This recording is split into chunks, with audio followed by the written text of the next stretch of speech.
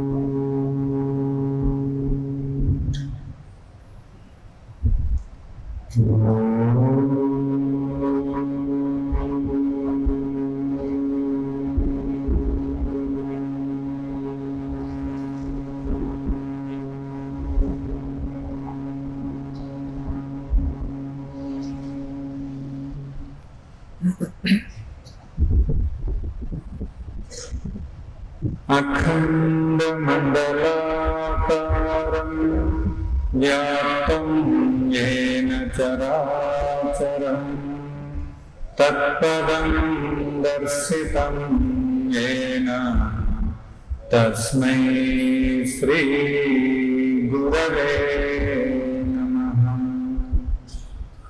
గురుర్బ్రహ్మా గురుర్విష్ణుః గురుర్దేవో మహేశ్వరః గురురేవ పరం బ్రహ్మ తస్మై శ్రీ గురవే నమః.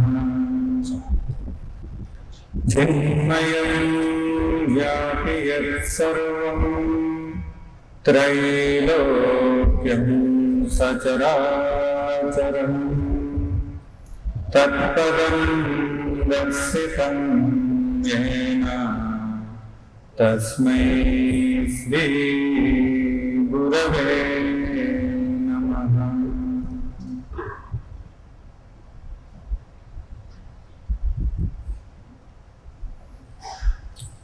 నామస్మరణ మారుపలికే ప్రయత్నం వీలు కుదిరిన వారందరూ చేయవలసిందిగా ఉన్నది.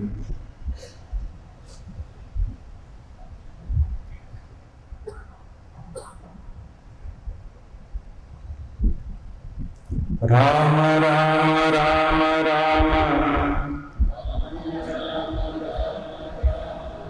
రామ రామ రామ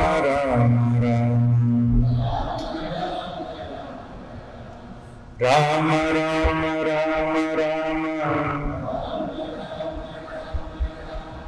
రామ రామ రామ రామ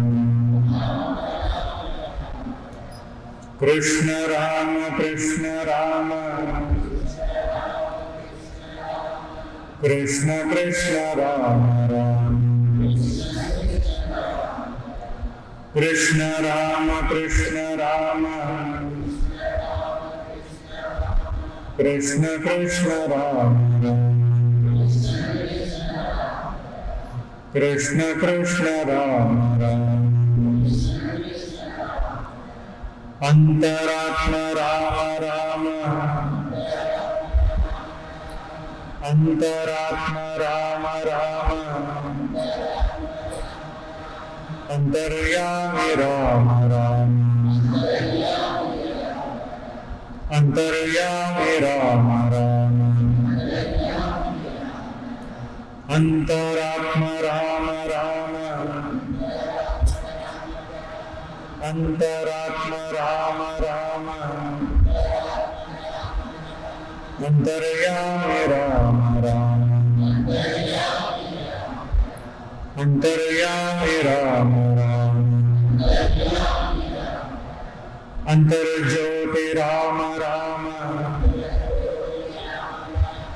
అంతర్జ్యోతి రామ రామ అఖండ ఖ్యాతి రామ రామ అఖండ ఖ్యాతి రామ రామ రామ రామ రామ రామ రామ రామ రామ రామ కృష్ణ రామ కృష్ణ రామ కృష్ణ కృష్ణ రామ రామ అంతరాత్మ రామ రామ అంతర్యామి రామ రామ అంతర్జ్యోతి రామ రామ అఖండ ఖ్యాతి రామ రామ దుఃఖ దోష బాధాహరణ దుఃఖ దోష బాధాహరణ రామ రామ రామ రామ రామ రామ రామ రామ దుఃఖ దోష బాధాహరణ రామ రామ రామ రామ రామ రామ రామ రామ యోగ భోగానంద భరణ యోగ భోగానంద భరణ కృష్ణ కృష్ణ రామ రామ కృష్ణ కృష్ణ రామ రామ యోగ భోగానంద భరణ యోగ భోగానంద భరణ కృష్ణ కృష్ణ రామ రామ కృష్ణ కృష్ణ రామ రామ దివ్య వదన శాంతి సదన దివ్య వదన శాంతి సదన రామ రామ రామ రామ రామ రామ రామ రామ దివ్య వదన శాంతి సదన రామ రామ రామ రామ కృష్ణ రామ రామ రామ కదన రంగ గీతా వచన కదన రంగ గీతా వచన కృష్ణ కృష్ణ రామ రామ కృష్ణ కృష్ణ రామ రామ కదన రంగ గీతా వచన కృష్ణ కృష్ణ రామ రామ రామ రామ రామ రామ రామ రామ రామ రామ రామ రామ రామ రామ రామ రామ కృష్ణ రామ కృష్ణ రామ కృష్ణ కృష్ణ రామ రామ కృష్ణ రామ కృష్ణ రామ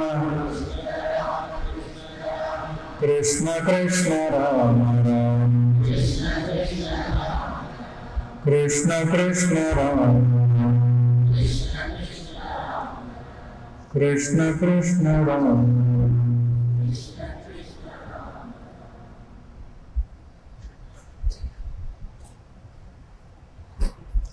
హరి ఓం.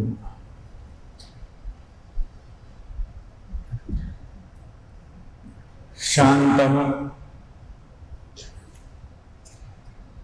సుఖము, సంతోషము, ఆనందము అనుభవించాలి. వీటన్నింటినీ పొంది తరించాలి అనే ప్రయత్నం మానవుడి ద్వారా, అంటే మనందరి ద్వారా ఎల్లవేళలా సాగుతూనే ఉంటుంది. వీటన్నింటినీ కూడా పొందే ప్రయత్నం వివిధ రీతులలో అనేకములైనటువంటి మార్గముల ద్వారా చేస్తూనే ఉంటాం.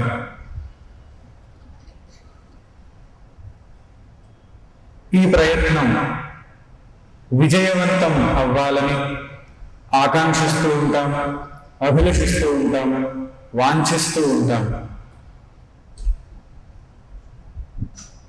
ముఖ్యమైనటువంటి విషయం ఏమిటి అంటే శాంతమును, సుఖమును, సంతోషమును, ఆనందమును ఇలా పొందాలి అని అనుకున్నప్పుడు,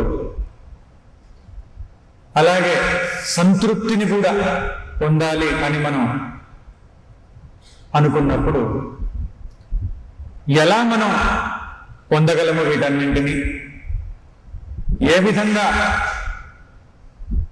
మనలో ఇది అనుభవ రూపంలో లభించే అవకాశం ఉంది? ఎక్కడ దొరుకుతాయి ఇవన్నీ? ఎలా లభ్యమవుతాయి అని యోచన చేస్తే, ఆలోచన చేస్తే ముందుగా మనకు తెలియవచ్చేది ఏమిటనంటే అశాంతి, అసుఖము, అసంతృప్తి ఇవి ఎలా ప్రకటితమవుతున్నాయి మనలో, ఏ విధంగా ఏర్పడుతున్నాయి, ఎక్కడ ఇవి మనకు అందుతూ ఉన్నాయి, ఎలా మనం తెలుసుకుంటూ ఉన్నాం, ఏ విధంగా ఇవన్నీ వచ్చి చేరాయి మన లోపలికి, మనం వద్దనుకుంటున్నా, వలదనుకుంటున్నా, తొలగించాలనుకుంటున్నా, పంపించాలనుకుంటున్నా ఎలా అవి మనలోనే ఆగిపోయి ఉన్నాయి? ఎందుకు వెళ్ళనంటున్నాయి? అవి వెళ్ళక ఎక్కడ నిలిచున్నాయి? ఎలా మనకు అవి చేరుతూ ఉన్నాయి? ఇది కనుక గ్రహిస్తే, ఇది తెలుసుకునేటట్లయితే ఆ జ్ఞానము ద్వారానే, ఆ తెలివి ద్వారానే వీటన్నిటి యొక్క నిర్మూలనము గావించేటటువంటి, వీటి యొక్క ప్రభావమును మనం పొందకుండా ఉండగలిగేటటువంటి పరిస్థితి మనం మన లోపలే ఏర్పాటు చేసుకునేటటువంటి స్థితి మనకు కలుగుతుంది. అది ఎప్పుడైతే కలిగిందో అంటే అశాంతి, అసుఖము, అసంతృప్తి ఇవి మనం ఎలా ఏర్పడుతున్నాయో తెలుసుకుని వాటిని వారించగలిగితే, నివారించగలిగితే, తెలుసుకుంటే నివారించగలుగుతాం. ఎలా అవి ఏర్పడుతున్నాయి, ఎక్కడ అవి మనకు అందుతున్నాయి, వాటి అడ్రస్ ఏమిటి? ఎవరినన్నా కలవాలన్నా, లేకపోతే ఎవరన్నా మనల్ని కలవడానికి వస్తుంటే మొట్టమొదటిసారిగా వారిని కలవకూడదనుకున్నా వారి అడ్రస్ ఏమిటి, వారి రూపురేఖలు ఏమిటి, వారు ఎలా ఉంటారు, ఇవన్నీ తెలుసుకోవాల్సినటువంటి అవసరం ఉంది. ఎవరినైనా కలియాలన్నా లేక కలవకూడదన్నా వారికి సంబంధించినటువంటి విషయ జ్ఞానము కొంత మనం అలవర్చుకోవాల్సినటువంటి అవసరం ఉంది. అలానే వీటిని గుర్తించగలిగితే, ఎలా అవి ప్రకటితమవుతున్నాయి మన లోపలని గమనించగలిగితే, ఆ ఎరుక ద్వారానే వాటి నివృత్తి జరిగేటటువంటి అవకాశం ఉంది. ఇటువంటి ఉపాయములు అనేకములు భగవద్గీతలో మనకు లభిస్తూ ఉంటాయి. ఎక్కువ అనుభవాలలో మనం చూసినప్పుడు ఇవి ఎలా వస్తాయి మనలోకి అని మనకు తెలియదు. తెలుసుకునే లోపలే వస్తాయి. ఎక్కడి నుంచి వస్తున్నాయో తెలియదు. ఎలా మన లోపలవి నిలిచిపోతున్నాయో మనం తెలుసుకునే లోపలే అవి మనల్ని బంధించడము, మనకు ఆ అనుభవాలను కలిగించడము జరుగుతూ ఉంటాయి. అందుకే తెలుసుకోవడం అనేటటువంటిది చాలా ముఖ్యమైనటువంటి విషయంగా ఇక్కడ తెలియవస్తూ ఉంది. ఎప్పుడైతే ఇలా తెలుసుకోగలుగుతామో అప్పుడే దుఃఖ నివారణము, సుఖ ప్రాపణము ఇవి రెండు కూడా జరిగిపోతాయి. వాటంతటవే జరిగిపోతాయి తెలుసుకొనగలిగితే చాలు. మానవుని యొక్క మనస్సే వీటన్నింటికి నిలయము, వీటన్నింటికి అది ఒక ఆలయం. అన్ని రకములైనటువంటి వివిధములైనటువంటి అనుభవములు ఏవైతే ఉన్నాయో ఇవన్నీ కూడా మనస్సులోనే ఉంటూ ఉన్నాయి, మనస్సు ద్వారానే అందుతూ ఉన్నాయి, మనస్సులోనే ప్రకటితమవుతూ ఉన్నాయి. మనస్సు సరిగ్గా మనకు అర్థం కాకపోతే, ఇలా మనస్సులోనే ఇవన్నీ లభ్యమవుతున్నాయి, ప్రకటితమవుతున్నాయి, ఏర్పడుతున్నాయి అని కనుక మనం సరిగ్గా తెలుసుకొనలేకపోతే, ఈ మనస్సే ఒక వలయము. తెలుసుకొనగలిగి మనస్సుని పరిశుద్ధమనరిస్తే ఇదే ఒక దేవాలయం. నిలయమని తెలుసుకొని, ఆలయమని తెలుసుకొని, వలయం కాకుండా గనక మనం వారించగలిగితే దేవాలయమే అవుతుంది. కావున భగవంతుని యొక్క నివాసమే అవుతుంది మనస్సు. ఆనంద స్వరూపుని యొక్క నివాసం ఎప్పుడైతే మనస్సు అయిందో అప్రయత్నపూర్వకంగానే ఆనంద యోగంలోకి మనం వెళ్ళిపోవడం జరుగుతుంది. ఆ ఆనంద యోగంలోకి వెళ్ళేటటువంటి ప్రయత్నమే భగవద్గీత ద్వారా మనం చేయబోతూ ఉన్నాం.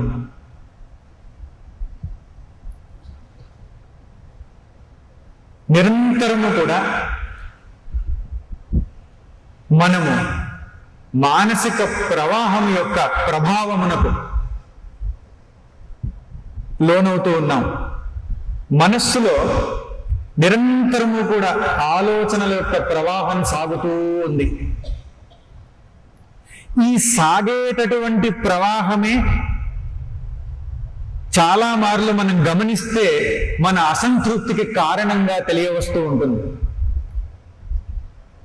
ప్రపంచం మనలోకొచ్చి చేరేది ఆలోచనల రూపంలోనే, మనకు తెలియవచ్చేది ఆలోచనల రూపంగానే, మనం అనుభవించేది ఆలోచనల ద్వారానే.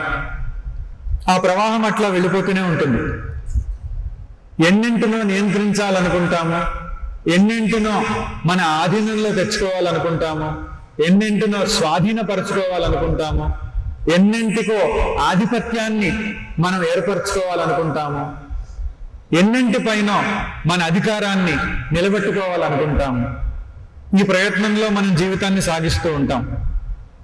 అసలు విషయం ఏమిటి అనంటే, ఈ వృత్తి ప్రవాహం పైన, ఈ వృత్తి ప్రవాహం, ఆలోచనల యొక్క ప్రవాహం మన ప్రమేయం లేకుండా, మన అనుమతి లేకుండా నిరంతరం మనలోనే సాగుతూ ఉండేటటువంటిది ఏదైతే ఉందో, మన గృహం ఉంది, మనం ఉన్నాం, మన స్వంత నిలయం గృహం. వీధిలో వాళ్ళందరూ లోపలికి వచ్చేసి ఇచ్ఛానుసారంగా తిరిగేసి గదులన్నీ కూడా ఏం చేయాలో అవి చేసేసి ఇలా జరిగిపోతూ ఉంటే మనకు శాంతం ఉంటుందా? మనకు సుఖం ఉంటుందా? మనకు సంతోషం ఉంటుందా? ఎంత మనం వేరే వాళ్ళు వచ్చి మనందరినీ చూసి మనం ఎలా జీవితాన్ని సాగిస్తున్నామో గమనించి ప్రశంసించాలని మనం ఎంతగా అనుకున్నప్పటికీ, ఎంత కోరికలు ఉన్నప్పటికీ, వేరే వాళ్ళ గుర్తింపులో జీవితాన్ని సాగించాలని ఇలా మన ఇంట్లోకి అందరూ వచ్చేసి ఇచ్ఛానుసారంగా తిరిగేస్తూ ఉంటే, మనం చెప్పినా వినకుండా, వద్దన్నా ఆగకుండా, అది నా సొంత గృహం అండి అని చెప్పినా కూడా వాళ్ళు ఏమి పట్టించుకోకుండా ఇచ్ఛానుసారంగా వాళ్ళు ఏం చేయాలో అది చేస్తూ ఉంటే ఎట్లా ఉంటుంది? ఏం చెయ్యలేని పరిస్థితుల్లో ఏమి సంతోషము, ఏమి సుఖము అది. అలాగే మనసు మన సొంతమైనప్పటికీ, మనదే అని అనుకున్నప్పటికీ, ఆలోచనలను కనుక ఒకసారి చూసేటట్లయితే ఏ ఆలోచనలు వస్తుంటాయో, ఎన్నెన్ని పోతూ ఉంటాయో, ఎన్ని కదులుతూ ఉంటాయో, ఎక్కువగా చూస్తే దాదాపు 70-80% వరకు ఆలోచనలతో మనకు సంబంధమే ఉండదు. మనతో సంబంధం లేనటువంటి ఆలోచనలన్నీ వస్తుంటాయి. అంటే ఎలాగుందయ్యా అంటే, ఇది మన గృహం మార్కెట్ అయిపోతే ఎట్లా ఉంటుందో, ఎంత బిజినెస్ మ్యాన్ అయిపోయినప్పటికీ, మనం ఎంత వ్యాపారవేత్తలమైనప్పటికీ ఇంట్లో వ్యాపారం చేస్తారు ఏంటండి? ఎంతగా ప్రారంభం చేసినప్పటికీ కూడా మళ్ళీ అవి వేరు ఇవి వేరు అనేటటువంటి ప్రయత్నం చేస్తారు. కానీ అలాగా మన మనసులో ఉండేటటువంటి ఆలోచనలపై మనకి ఏమాత్రం కూడా నియంత్రణ లేకుండా వాటి ఇష్టం వచ్చినట్లు అవి కదులుతూ వెళుతూ వస్తూ ఉంటే మనం ప్రగల్భాలు చెప్పుకోవాల్సిందే గాని స్వతంత్రమైనటువంటి జీవితాన్ని సాగిస్తున్నాం, ఎంతో స్వేచ్ఛలో ఉన్నాం, అసలు నాకున్నటువంటి స్వేచ్ఛ ఎవరికీ లేదు, అసలు నేను ఎంతో స్వేచ్ఛలో ఉన్నానని ఊరికే అనుకుంటామే గాని నిజానికి మనం ఇలాంటి పరిస్థితి కనుక మనలో ఉండేటట్లయితే, దాదాపు 90% మందికి అందరికి ఇదే పరిస్థితి, ఇలాంటి పరిస్థితిలో మనం లేమేమో లేండి, మనం 10%లో ఉంటామేమో కానీ అలా ఉండేటట్లయితే ఎక్కడ స్వతంత్రము, ఎక్కడ స్వాతంత్రము, ఎక్కడ స్వతంత్రత, ఎక్కడ స్వేచ్ఛ? ఇదే కారణం ఆవేదనకి, రోదనకి, బాధకి, దుఃఖానికి, అలజడికి, అసంతృప్తికి, అశాంతికి, రుగ్మతకి, రోదనకి, రోగానికి, అన్నిటికీ ఇదే కారణం అవుతుంది. అంటే నియమము లేనటువంటి, ఒక పద్ధతి ప్రకారం నడిపించలేనటువంటి మనసు యొక్క పరిస్థితే కారణమవుతుంది. మన ఇచ్ఛానుసారంగా కాకుండా ఎన్ని ఇచ్ఛలు మనం తీర్చుకోవాలని మనం ప్రయత్నం చేస్తున్నప్పటికీ మనసు మటుకు మన ఇచ్ఛానుసారం కాకుండా ఇష్టం వచ్చినట్లు అలా ప్రవర్తిస్తూ ఉంటే ఏం చేయలేనటువంటి అసహాయ స్థితిలో మనం ఉన్నప్పుడు మరి అనుభవంలో మిగిలేదేమిటి? అసంతృప్తి. చూడాలంటే కనపడేది ఏమిటండి? అసుఖమే. ప్రయత్నించినా లభించినదేమిటి? అశాంతే. దీనికి వస్తువుల యొక్క అనుభవంతో పని లేదు, విజయంతో పని లేదు, సంఘంలో సమాజంలో పేరు ప్రఖ్యాతులతో పని లేదు. పేరు ప్రఖ్యాతులు ఉన్నంత మాత్రాన మనసులో ప్రవాహం తగ్గిందా అంటే ఏం తగ్గదు. కొన్ని ధనం ఉంది, భారతదేశంలోనే కాదు విదేశాలలో కూడా చాలా బ్యాంకుల్లో చాలా ధనం ఉంది అని అంటే కొన్ని దాన్ని చూసి ఏమైనా తగ్గుతుందా అంటే ఇంకా ఎక్కుతుంది, తగ్గే అవకాశం లేదు. కొన్ని చాలా మంది నేనంటే గౌరవిస్తారు అనంటే ఏమన్నా తగ్గుతుందా? లేదు. కొన్ని నాకు చాలా విషయాలు తెలుసు, ఇటు ప్రపంచంలో తెలుసు, అటు పారమార్థికంగా తెలుసు అనంటే మాత్రం తగ్గుతుందా? తగ్గదు. దాని పని దాందే. అది ఎవరిది? ఎవరిదో అయితే మనకెందుకండి?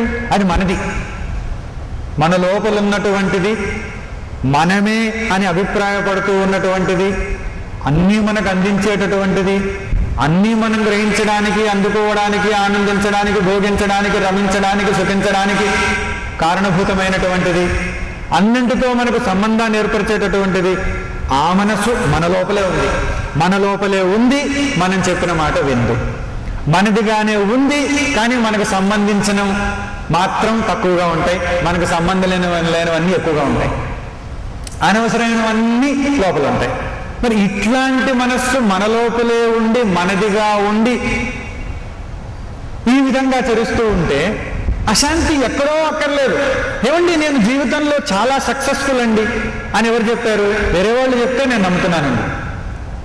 సరే, నిజంగా సక్సెస్ఫులే, చాలా విజయాన్ని సాధించారు, నిజమే. శాంతం ఎంత, సుఖం ఎంత, వస్తురూపేణ పొందినటువంటి సుఖమే అంత అనుకుంటే లాభం లేదు. మనస్సులో ఈ ప్రవాహం ఈ విధంగా మనల్ని బలి చేస్తున్నంత వరకు కూడా నిజమైనటువంటి సుఖము, శాంతము, తృప్తి పొందగలము అని అంటే అది ఒక ఆశగా మిగిలిపోతుందే కానీ, నిరాశను మిగులుస్తుందే కానీ నిజమైనటువంటి సంతోషాన్ని మటుకు మనకు కలిగించలేదు. ఒక వ్యక్తిని అభినందించడానికి కొందరు స్నేహితులు వచ్చారట.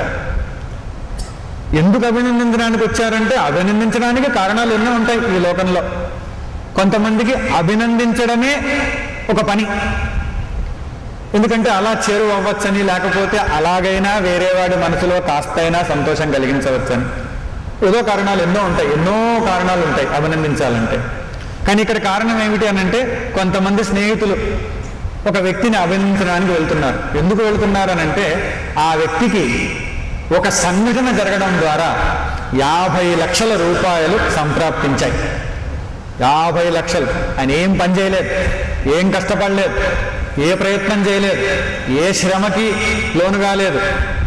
కూర్చున్నాను కూర్చున్నట్లే ఉన్నారు, పడుకున్నాను పడుకున్నట్లే ఉన్నారు, తినేయాని తింటున్నట్లే ఉన్నారు, ఏం చేయలేదు. 50 లక్షల రూపాయలు ఆయనకి సంప్రాప్తించాయి. ఎలా వచ్చాయ్యా అనంటే ఆయన మామయ్య గారు శ్రీకృష్ణ పాదపద్మములను చేరే ముందు తనకున్నటువంటి దాన్నంతా కూడాను ఈయన పేరు మీద రాసేసి వెళ్ళిపోయారు. అబ్బా 50 లక్షల రూపాయలు వచ్చాయి కదా, మనకు కూడా ఒక మంచి పార్టీ ఉంటుంది, మనం కూడా ఆనందించవచ్చు, సుఖించవచ్చు అని చెప్పేసి వీళ్ళందరూ వచ్చేసారు ఆయన కలవడానికి. ఎంతో ఆనందంతో ఉప్పొంగిపోతూ వీళ్ళు వచ్చారు. ఆయన కూడా గెంతులేస్తూ ఉంటాడు అనుకున్నారు, ఎందుకంటే 50 లక్షల రూపాయలు ఊరికే వచ్చాయి కదండి, శ్రమ లేదేమి లేదు. వస్తే ఈయన విచారంలో ఉన్నాడు, విచారగ్రస్తుడై ఉన్నాడు. ఏమిటయ్యా ఎందుకు ఇట్లా ఉన్నావు, ఇంత ఆనందదాయకమైనటువంటి తరుణం ఇది, ఇంత మంచి సమయం ఇది, ఎంతమందికి వస్తుంది ఇట్లాంటి తరుణం, ఏమిటి ఇట్లా ఉన్నావు అని అంటే, నీకు 50 లక్షల రూపాయలు వచ్చాయి కదయ్యా మామయ్య గారి వలన అని అంటే, ఆయన అంటాడు, నాకు ఒక్క మామయ్యే ఉన్నాడు, నలుగురు ఉండుంటే బాగుండేది కదా, 2 కోట్లు వచ్చిండేవి. సుఖించాల్సినటువంటి సమయంలో, అటువంటి సమయంలో కూడా అనవసరమైనటువంటి విచారం గనక, ఆలోచన గనక మనసులో ప్రవేశిస్తే, దానిపై గనక అదుపు లేకపోతే, అది ఆ విధంగా అక్కడ కూర్చొని ఆనందించాల్సిన తరుణంలో కూడా దుఃఖాన్ని మనకు అందిస్తోంది అని తెలుసుకోలేకపోతే ఇంకెక్కడ సంతృప్తి, ఎక్కడ శాంతి? ఎన్ని డబ్బులుంటే ఏమి, ఎంత గొప్ప పేరు ప్రఖ్యాతులుంటే ఏమి, ఎన్ని పదవులను అలంకరిస్తే ఏమి, ఏం చేస్తే ఏమి? అందుకనే మనస్సుని అర్థం చేసుకునేటటువంటి ప్రయత్నమే ముఖ్యమైనటువంటి మానవ కర్తవ్యంగా ఎందరో మహానుభావులు మనకు తెలియజేస్తూ వస్తారు ఈ విషయాన్నంతా కూడాను. ఎలాగా ఈ మనస్సుని మనం అర్థం చేసుకునే ప్రయత్నం చేయాలి. ఎందుకనంటే అనేకములైనటువంటి విధానాలు ఉంటాయి, ఎన్నో రీతులు ఉంటాయి, ఎన్నో పద్ధతులు ఉంటాయి. భగవద్గీత ఈ యోగములన్నింటికి కూడా ఒక నిలయం. ఒక ఆలయంలోకి వెళితే మనకు ఎలాగైతే అనుకున్నది నెరవేరుతుందనేటటువంటి నమ్మకము, నెరవేర్చుకునేటటువంటి ఉపాయము, ఆశీర్వచనము లభిస్తుందనేటటువంటి ఆ శ్రద్ధ ఉంటాయో, అటువంటి భగవన్ నిలయం భగవద్గీత. గీతలు అనేకం ఉన్నప్పటికీ కూడా భగవద్గీత అని స్వయంగా పరమాత్మయే తన ముఖారవిందం ద్వారా దీన్ని వెలువరిచారు కనుక అందించారు. కావున ఇది భగవంతునితో సమానమైనటువంటి జ్ఞాన సంపదగా మనకు తెలియవస్తూ ఉంది. ఆ ప్రవాహం అట్లా సాగిపోతూ ఉంది మనస్సులో.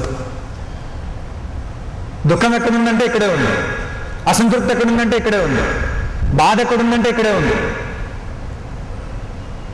ఆవేదన ఎక్కడుందంటే ఇక్కడే ఉంది. కానీ అక్కడ ఉంది అని తెలుసుకోవాలి. కానీ ఇక్కడ లేదు, అక్కడెక్కడో ఉన్నటువంటి దానిపైన దృష్టిని పెట్టి అది కారణము అని అనుకుంటే అది అలానే ఉంటుంది, ఇది ఇలానే ఉంటుంది. ఏ మార్పు రాదు. ఏ మారిపోతామేమో కానీ మారిపోవడం మటుకు జరగదు. అందుకని కొందరు ఏం చేస్తారు, ఈ ప్రవాహం ఏదైతే ఇలా సాగిపోతూ ఉందో, నీళ్లు ఎలాగైతే, నదీ జలాలు ఎలాగైతే సాగిపోతూ ఉంటే దానిని ఉపయోగించుకోవాలని కొందరు, వాటి యొక్క వరద బాధలను తగ్గించుకోవాలని మరికొందరు, రకరకాలుగా, లేకపోతే ఇంకేదైనా విద్యుత్ శక్తిని దాంట్లో నుంచి, ఇప్పుడు చాలా అవసరం కదండి విద్యుత్ శక్తి, ఎంతో కొరత, అదొక కొరత. సరే, ఎన్నో కొరతల్లో ఇదొక కొరత. ఎంత ఉన్నా లేనట్టే, ఎంత ఉందనుకున్నా లేనట్టే. ఎప్పుడు ఏమవుతుందో తెలియనటువంటి పరిస్థితి. ఎవరికి ఎంత అందుతుందో తెలియదు, ఎవరికి ఎంత మిగులుతుందో తెలియదు. అటువంటి పరిస్థితి. సరే, దానిని మనం తయారు చేయాలనుకున్నప్పటికీ కూడా ఆ నదీ జలముల యొక్క ప్రవాహానికి ఆనకట్ట కట్టడం అనేటటువంటిది ఒక పద్ధతి. ఆ ఆనకట్ట కట్టడం ద్వారా ఎంత జలము నిలిపివేయాలి, ఎంత వదిలిపెట్టాలి, విడిచిపెట్టాలి, ఎంత ఒరవడితో, ఎంత వేగంతో అది ప్రవహించాలి, ఎక్కడెక్కడికి అది వెళ్ళాలి, ఇవన్నీ కూడా నియంత్రణలోకి వచ్చేస్తూ ఉంటాయి. మనం చూస్తూ ఉంటాం అనుభవంలో చాలా చోట్ల ఈ ఆనకట్టలు అనేవి కడుతూ ఉంటారు, ఇలా చేస్తూ ఉంటారు. ఇలా మనస్సులో ఉండే ప్రవాహాన్ని కూడా ఆనకట్ట కట్టి ఈ విధంగా మనసులో ఉన్నటువంటి ఆలోచనలన్నింటినీ కూడాను ఉపయోగించుకునేటటువంటి విధానం, మానసిక శక్తిని సకారాత్మకంగా వినియోగించుకునేటటువంటి అవకాశం కూడా ఒక పద్ధతి. ఇది కూడా ఒక యోగము అని అనబడుతూ ఉంది. ఇది కూడా ఒక యోగమే. ఈ విధంగా మనం ఆలోచనలకు ఒక ఆనకట్టను కట్టేసి ఏవి నిలపాలి, ఏవి విడిచిపెట్టాలి, అప్పుడప్పుడు కూడా జలాలు ఎక్కువైపోయాయని కొంత వదిలేస్తుంటారు గేట్లు ఓపెన్ చేసి, అట్లా ఏవి వదిలేయాలి, ఏవి నిలపాలి, ఎంత వదిలిపెట్టాలి, ఇదంతా కూడా ఒక యోగమే అయ్యింది. ఇది ఒక చక్కని విషయం. ఎందుకంటే మనం ప్రయత్నం చేయాలి కదా, మనకున్నటువంటి విషయాలన్నీ కూడా మనం పొందాలని ఎలాగైతే అనుకుంటామో నిజమైనటువంటి అనుభవం కావాలని కోరుకుంటున్నాం. ఉత్తుత్తి అనుభవం కోసం మనం ప్రయత్నం చేయట్లేదు. ఒక 7 స్టార్ హోటల్లో ఒక వ్యక్తి బస చేశారు. ఈ మధ్యన చాలా స్టార్లు వస్తున్నారు కనుక హైదరాబాద్ కూడా చాలా స్టార్ల హోటళ్ళు పెరిగిపోయాయి. ఆక్యుపెన్సీ ఎంత ఉందో ఏమో మనకి తెలియదు కానీ మొత్తానికైతే పెరిగిపోయినాయి. అయితే ఒక 7 స్టార్ హోటల్లో ఒక ఆయన బస చేశారు. సరే ఎలా ఉందో చూద్దామని అలా చూస్తూ వెళుతూ ఉన్నారు. వెళుతూ ఉంటే ఒక చక్కని ప్రదేశానికి వచ్చారు. చాలా పూల చెట్లు అవన్నీ ఉన్నాయి. అంతేకాదు జలదృశ్యాలు ఉన్నాయి, ఫౌంటైన్స్ ఉన్నాయి. అంతేకాదు సరస్సు, కొలను లాంటివి ఉన్నాయి. ఈత కొట్టడానికి స్విమ్మింగ్ పూల్స్ అవి ఉన్నాయి. సరే చూశారు, అన్నిటినీ గమనించారు. దాంట్లో ప్రత్యేకమైనటువంటి స్విమ్మింగ్ పూల్స్ అని చెప్పి రాస్తున్నాయి. అక్కడ ప్రత్యేకత ఏమిటా అని అన్నీ చూశారు. 3 కనిపించాయనికి ప్రత్యేకంగా ఉన్నాయని. ఒక్కొక్క వరుస 3 వరుసలు కనిపించాయి. ఒక వరుసలో వరుసగా కొన్ని ఉన్నాయి, అలా 2వ వరుసలో కొన్ని ఉన్నాయి, 3వ వరుసలో కొన్ని ఉన్నాయి. లోతుల్లో తేడాలు, వాటిల్లో వేరే వేరే తేడాలు ఉన్నాయి. చూశారు. ఏమిటి ఇవన్నీ అని అక్కడ ఉన్నటువంటి మేనేజర్ గారిని అడిగారు. ఈ వరుస అండి చల్ల నీళ్ళ స్విమ్మింగ్ పూల్ అండి చెప్పారు. చల్లని నీళ్లు ఉన్నాయండి. ఓహో, చల్ల నీళ్లు కావాలనుకునేటటువంటి వాళ్ళందరికండి దాంట్లో ఈత కొట్టాలనుకునేవాళ్ళు. ఈ వరస అండి వెచ్చని నీళ్లు ఉంటాయండి, చల్లని నీళ్లు సరిపోవు అని అనుకునేటటువంటి వాళ్ళందరికీ వెచ్చని నీళ్ళల్లో ఉండడానికండి. సరే, మరి ఆ వరస అండి నీళ్లు లేవండి. ఇదెందుకండి? ఈత రాని వారికండి. ఈత రాని వారికి ఎందుకండి? ఈత కొట్టినంత తృప్తిని పొందడానికి.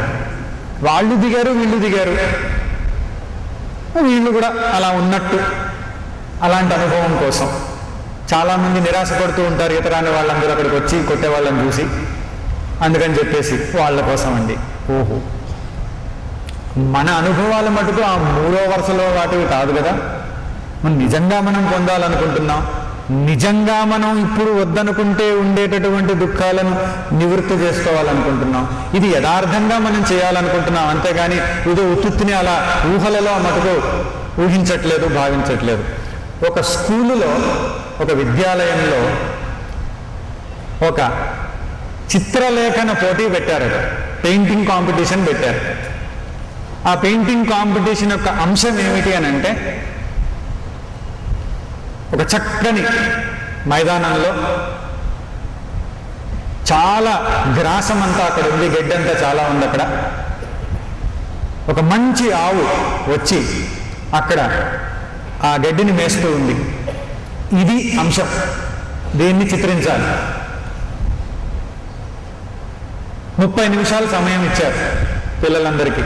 30 నిమిషాల్లో ఇది ఎవరైతే తొందరగా దీన్ని ముగించుకొని తీసుకొని వస్తారో వారికి అతి గొప్ప బహుమతి అని. టైం స్టార్ట్ అయింది. 1 నిమిషానికే పిల్లవాడు ఒకడు వచ్చేసాడు. వచ్చేసి అయిపోయింది అన్నాడు. వీళ్ళు ఆశ్చర్యపడ్డారు. ఇంత పెద్ద పెద్ద గొప్ప వాళ్ళు కూడా ఇంత ఫాస్ట్గా చేయలేదే, ఎలా చేసావు, ఏమిటి అని. ఏది చూపెట్టు అన్నారు. చూపెట్టాడు. ఖాళీ షీట్ ఉంది, ఏం లేదు. అయితే వాళ్ళు అడిగారు, అదేమిటిది, ఏం లేకపోవడం ఏమిటి, మరి గడ్డి ఉండాలి, మరి ఆవు ఉండాలి, మరి ఆవు మేస్తూ ఉండాలి, ఏది అదంతా? అన్నీ ఉండున్నాయండి. ఆవు వచ్చింది, గడ్డి మేసింది, వెళ్ళిపోయింది.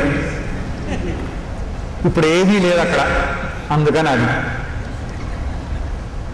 మీరు గతం గురించి చిత్రలేఖనం చేయమన్నారు, నేను వర్తమానం గురించి చేసేసాను, భవిష్యత్తును కూడా దృష్టిలో పెట్టుకొని చేస్తాను అన్నాడు. అలాగా దానికి మనం బహుమతినిచ్చేటటువంటి అవకాశం ఉండదు, అక్కడ ఉండుండకపోవచ్చు. ఎందుకంటే వాళ్ళ పోటీ అలా లేదు. మన ప్రయత్నములు కూడా కేవలం ఊహలకే పరిమితమై ఉండేటట్లయితే ఏ విధమైనటువంటి గొప్ప విజయాన్ని కానీ అనుభూతిని కానీ పొందేటటువంటి అవకాశం ఉండదు. నిజమైనటువంటి యథార్థమైనటువంటి సత్యమైనటువంటి ప్రయత్నం కదలాలి, అనుభవం కూడా అందాలి, అనుభూతులు కూడా మనలో వచ్చి చేరాలి. ప్రపంచంలో ఉండే పరిస్థితులన్నీ కూడాను మనం కావాలి అనుకున్నట్లే ఉండవు. వాటిని అర్థం చేసుకోవడానికే ఎంతో సమయం పడుతూ ఉంటుంది. అందుకని ఈ మానసిక ప్రవాహం ఏదైతే ఉందో, మనస్సులో ఉండే ప్రవాహం ఏదైతే ఉందో, దీనిని నియంత్రించేటటువంటి ప్రయత్నమే, ముఖ్యంగా దీనిని అర్థం చేసుకునేటటువంటి ప్రయత్నమే, మార్పు ఇక్కడ తీసుకొని వచ్చేటటువంటి ప్రయత్నమే పరమాత్మ కూడా భగవద్గీతలో సూచించడం జరిగింది.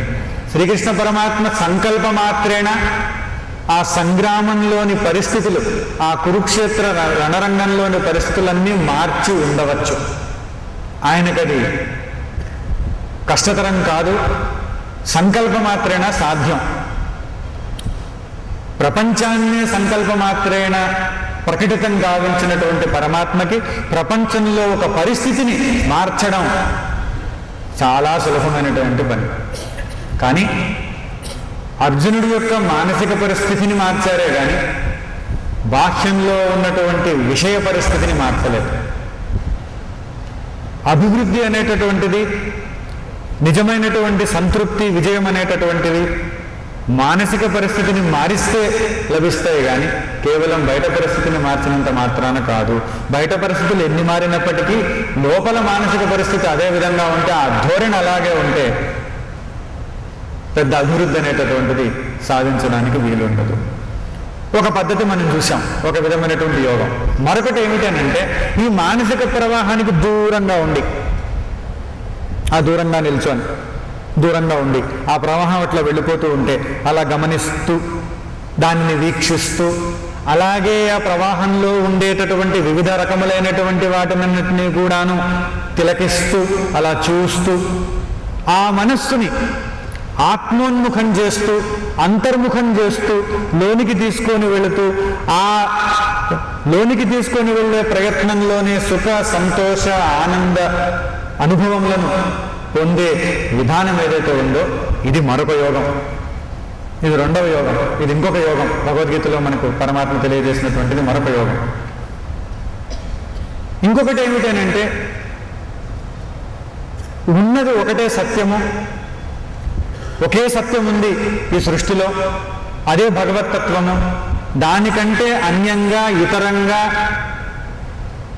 కనిపించేది కానీ, ఉన్నట్లు అనిపించేది కానీ, అది అనిత్యము, అది అసత్యము అనేటటువంటి భావన ద్వారా మనస్సుని ఆత్మాకారం చేస్తూ, మనస్సుని బ్రహ్మాకారం చేస్తూ సుఖ, సంతోష, ఆనందములను పొందేటటువంటిది ఇంకొక అద్భుతమైనటువంటి యోగం.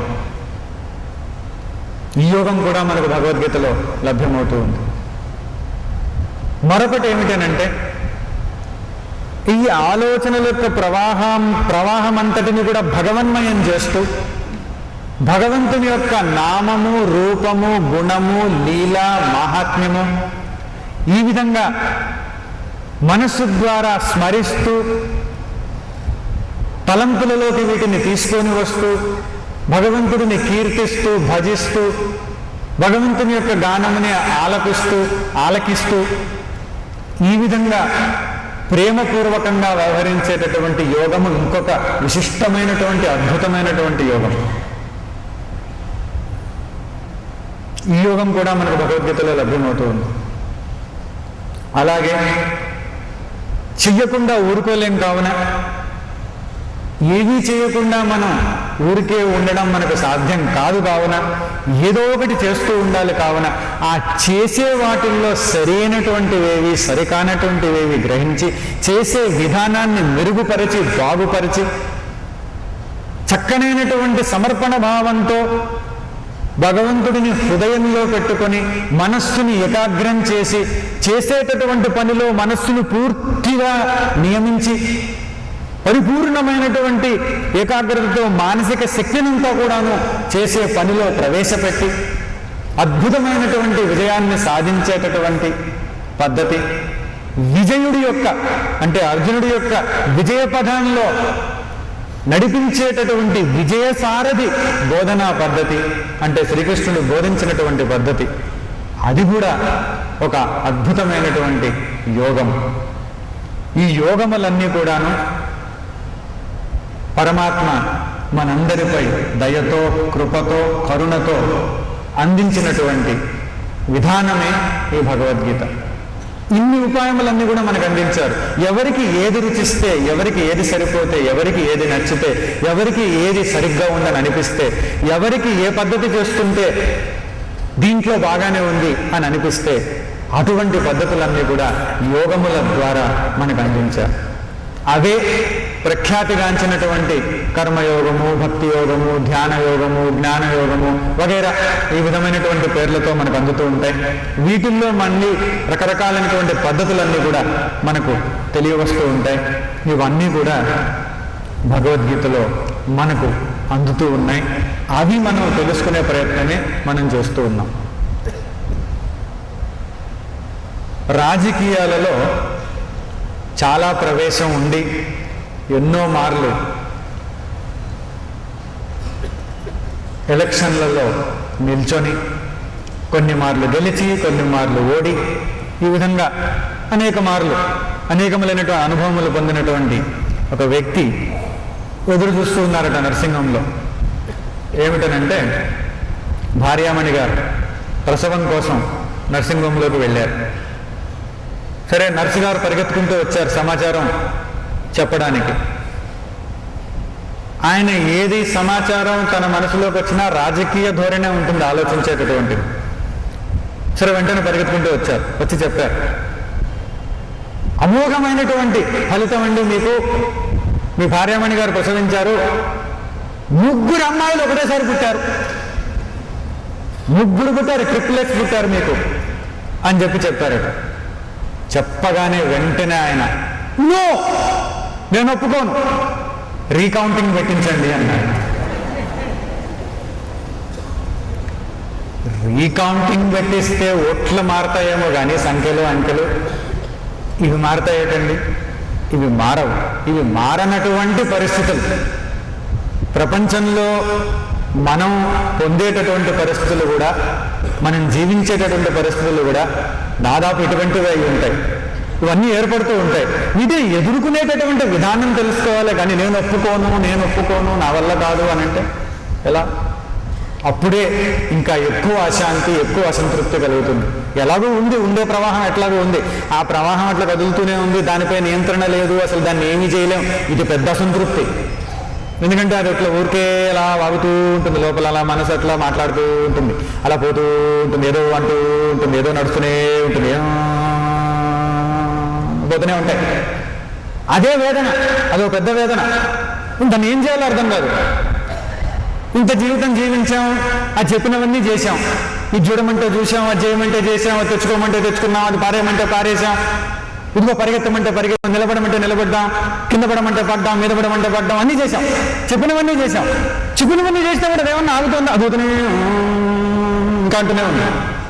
మీరు ఇప్పుడైనా ఆగింది, ఎప్పుడు ఆగదు. అది ఆగే పనే లేదు దానికి. ఆ ప్రవాహం నుంచి పక్కకు తప్పుకుంటే తప్ప, ఈ ప్రవాహంలో పడేటటువంటి ఆలోచనలను మన ప్రమేయం లేకుండా, ప్రయత్నం లేకుండా పడుతున్నాయని గుర్తిస్తే తప్ప వేరే మార్గం లేదు. అటువంటి ప్రయత్నం కూడా మనం చేసేటటువంటి అవకాశం ఉంది. కానీ ముఖ్యంగా మనం చూస్తూ ఉంటే అందరం అన్నీ ఎన్నెన్నో చేస్తూ ఉంటాం. ఎన్నెన్నో చేస్తూ ఉండి ఎన్నో విధాలుగా జీవితంలో ఎన్నింటినో పొందాలని అనుకుంటూ ఉంటాం. అందరికీ సర్వసాధారణంగా, సర్వసామాన్యంగా పనులు చేయడం అనేటటువంటిది, ఏదో ఒక పని చేయడం అనేటటువంటిది అలవాటైనటువంటి విషయం. అందుకని కొందరు చెప్తూ ఉంటారు, ఊరికే కూర్చోబెట్టద్దు ఎవరిని, ఏదో ఒక పని పెట్టండి, మనస్సుకి ఏదో ఒక పని ఇవ్వండి, ఏ పని కానీ ఇవ్వలేకపోతే మన పని పడుతుంది అది అని చెప్పేసి అంటూ ఉంటారు. పెద్దవాళ్ళ అనుభవంతో చెప్తూ ఉంటారు. అందుకనే పని చేస్తూ ఉంటే ఆ పనిలో లీనమైతే ఓ పని చేస్తూ ఉంటుంది, లేకపోతే ఎవడి పని పడదామా అని చూస్తూ ఉంటుంది. అందుకని చెప్పేసి అలా మనసును ఊరికే వదిలేస్తే అది ముందు వదిలేసిన వాడి పని పడుతుంది, వాడి ద్వారా వేరే వాడి పని పడుతుంది, వీడంతు తెలుస్తుంది, వాడంతు తెలుస్తుంది. దానంతం మటుకు అది చూపెట్టదు. వీడిని అంతం అందిస్తుంది, కానీ అదంతం కాదు. అలా నడుస్తూనే ఉంటుంది. మళ్ళీ ఇంకొక జన్మ, మళ్ళీ ఇంకోసారి మళ్ళీ ప్రవాహం నడుస్తూనే ఉంటుంది. దానికి అంతం లేదు. అర్థం చేసుకునే వరకు దానికి అంతం లేదు. అది అలా పోతూనే ఉంటుంది. జీవితం అంతా జీవించి కోరికలన్నీ తీర్చుకొని తీర్చుకొని తీర్చుకొని తీర్చుకొని చివరి క్షణం వచ్చినప్పటికీ కూడా ఇంకా పరిగెడుతూనే ఉంటుంది. శరీరం సహకరించట్లేదు, అవయవాలు సహకరించట్లేదు, పరిస్థితులు అనుకూలంగా లేవు, అయినప్పటికీ ఇది పరిగెడుతూనే ఉంటుంది. అందుకని చెప్పేసి పరిగెత్తి మళ్ళీ ఇంకో దాంట్లోకి వెళ్ళి మళ్ళీ అక్కడ కూడా పరిగెడుతూనే ఉంటుంది. ఈ పరుగు మటుకు ఆగదు. ఈ పరుగు పందెంలో అలసిపోయి పడిపోవడం ఉంటుందే కానీ అది ఆగిపోవడం మటుకు ఉండదు.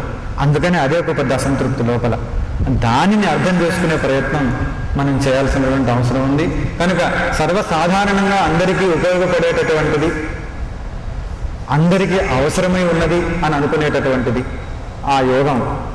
ఎందుకనంటే మనస్సులో ఈ ప్రవృత్తులు ఏవైతే ఉంటాయో, ఆలోచనలు ఏవైతే ఉంటాయో, వీటి యొక్క తత్వాన్ని మనం గమనించాల్సినటువంటి అవసరం ఉంది.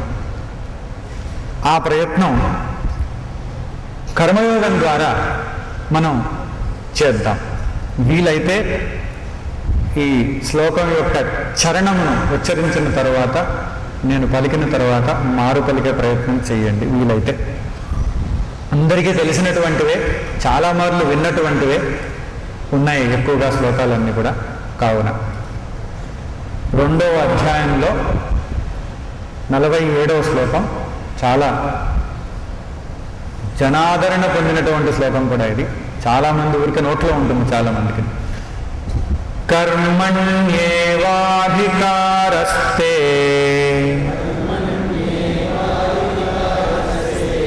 మా ఫలేషు కదాచన మా కర్మ ఫలహేతుర్భూః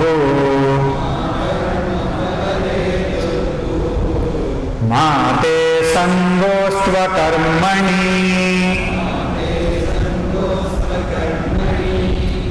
కర్మణి ఏవ తే అధికారః. పరమాత్మ చెప్తూ ఉన్నారు అర్జునుడికి, కర్మ చేయడము అందే నీకు అధికారము కలదు. కదాచన ఫలేషు మా, ఫలముల యందు అనగా కర్మ ఫలముల యందు ఎన్నడూనూ కూడా నీకు కోరిక కలగకుండా ఉండుగాక.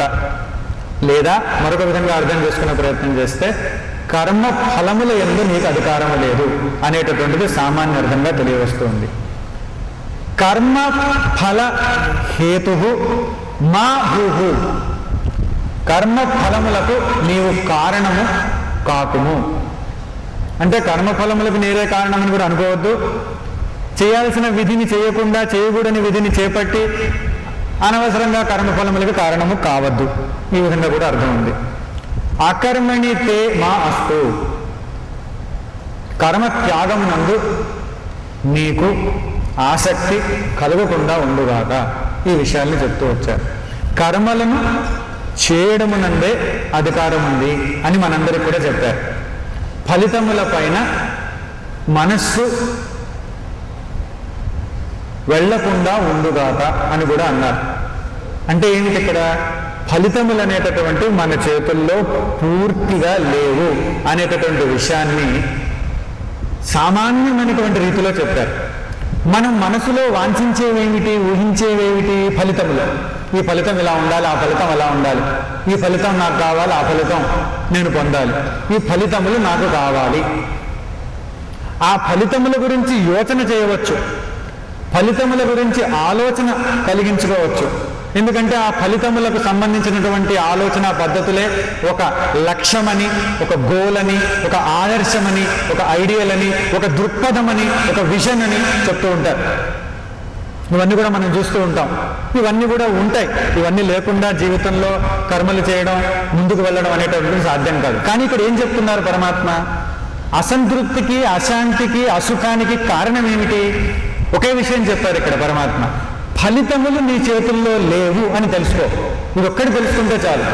ఎందుకనంటే మానవ జన్మ మనకు కలిగింది అని అంటే దానికి కారణం ఏమిటి? మంచి కర్మలు చెడు కర్మలు రెండూ చేసిన వాళ్ళకి మానవ జన్మ కలుగుతూ ఉంది.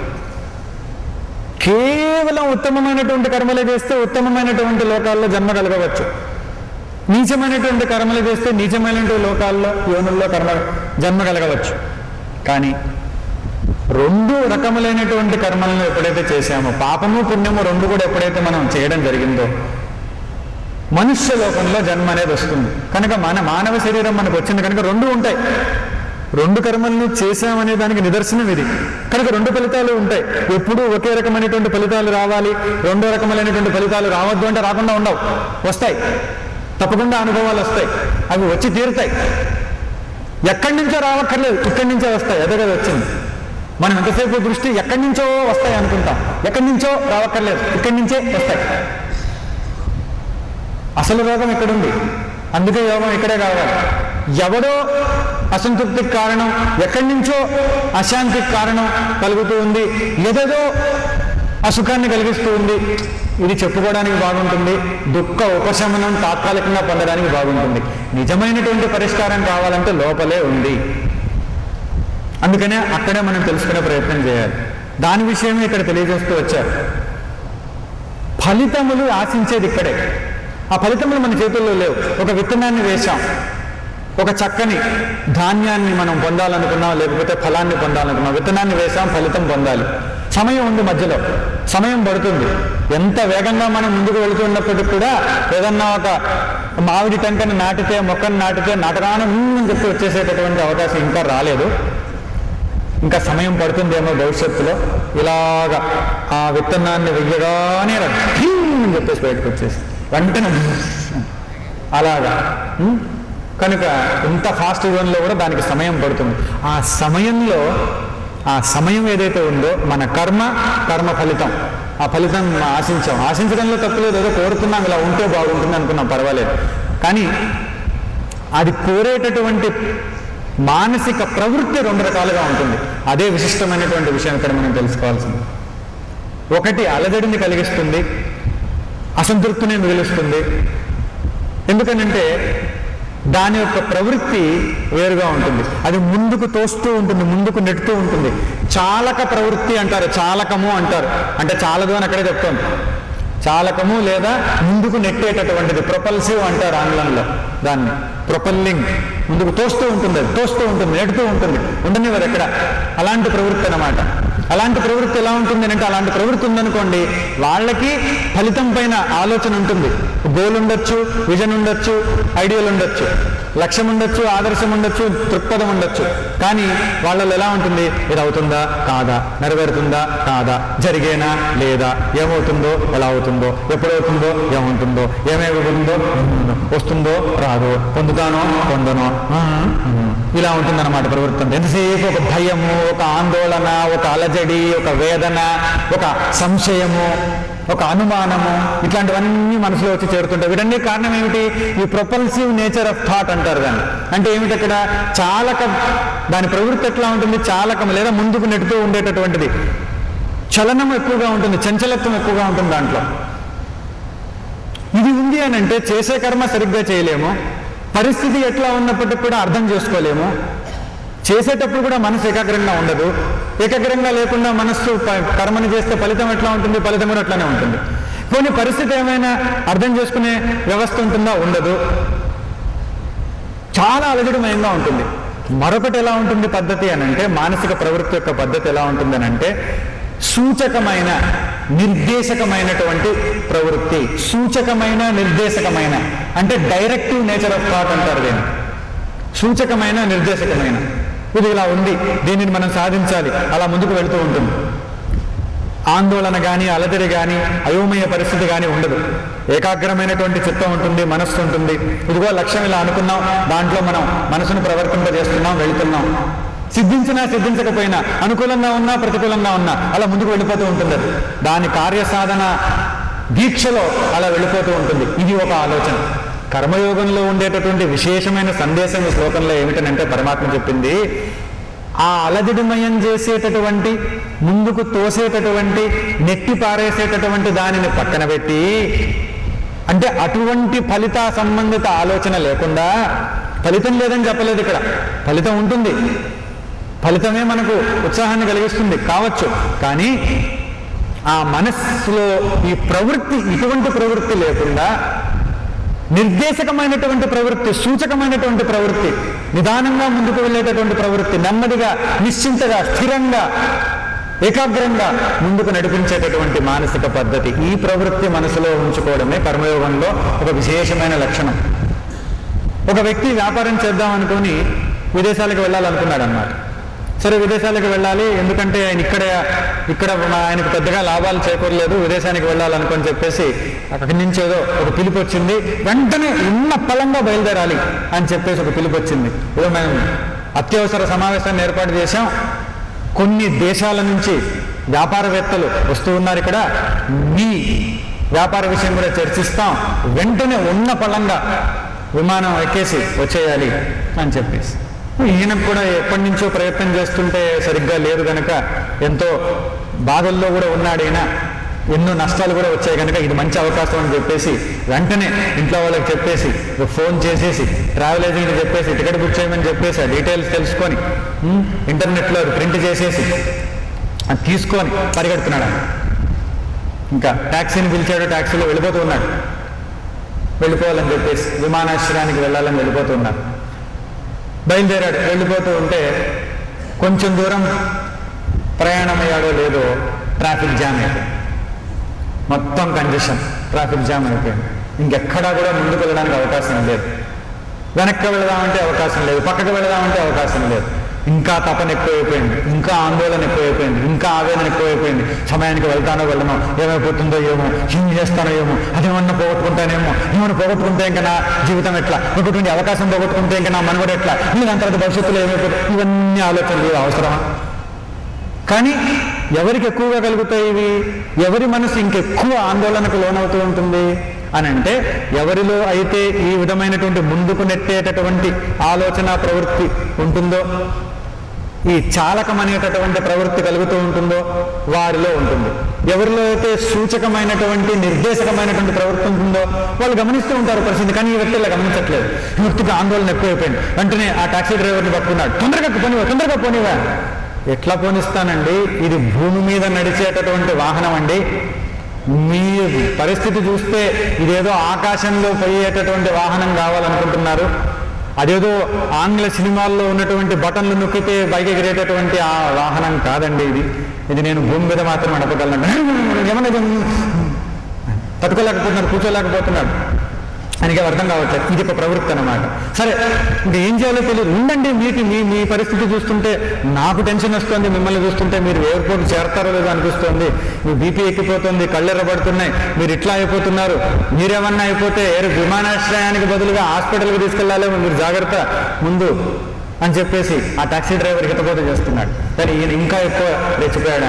ఇంకా దాని తర్వాత ఆయన ట్రాఫిక్ పోలీసులను తిట్టడం కానీ, లేకపోతే గవర్నమెంట్ని తిట్టడం కానీ, ఇంకా ఇవన్నీ మొదలైనవి. ఇంకా పక్క వాళ్ళని తిట్టడం కానీ, ఇంకా రకరకాలు ఇవన్నీ, ఇంకా ఎక్కువ అసంతృప్తి, ఇంకా ఎక్కువ అలజడి, ఇంకా ఎక్కువ ఆందోళన. ఈ గందరగోళంలో ఆ పేపర్లు పట్టుకొని బయటికి వెళ్ళడం, ఆ ఫైల్స్ పట్టుకొని తలుపు తీసుకొని బయటికి వెళ్ళడం, లోపల రావడం, బయటికి లోపల రావడంలో మళ్ళీ కొన్ని ఫైల్స్ అక్కడ పడిపోయినాయి, మళ్ళీ దాన్ని పట్టుకొని తీయడంలో ఇంకో దాని మీద పడ్డాడు. దాంట్లో ఇవన్నీ గొడవలు, ఇలాంటి పరిస్థితి ఏర్పడుతుంది. సరే, ఇంకా దాని తర్వాత ఎలాగో అలాగా ఆ పరిస్థితి కొంచెం చక్కబడి విమానాశ్రయానికి వచ్చేసి లోపలికి పరిగెత్తుకుంటూ వెళ్ళిపోయాడు. ఆయన డబ్బులు కూడా లేదు ట్యాక్సీ వాడికి, పరిగెత్తుకుంటూ వెళ్ళిపోయాడు. వెళ్ళిపోయి నేరుగా డాషింగ్ అన్నమాట లోపలికి వెళ్ళిపోతే అక్కడ వాళ్ళు చెప్పింది ఏమిటంటే, ఇప్పుడే వెళ్ళిపోయింది బయట, ఆపండి అంటే ఎవరు ఆపుతారు? అదేమన్నా ఆటోని ఆపడానికి ఆగే ప్రయత్నం లేదు. ఇంకా వెంటనే అక్కడే ఏం చేయాలో తెలియక కింద పడిపోయాడు. ఎందుకంటే వీళ్ళు ఇచ్చిన టైం ప్రకారం దీంట్లో వెళ్తేనే అందుకుంటాడు, లేకపోతే లేదు.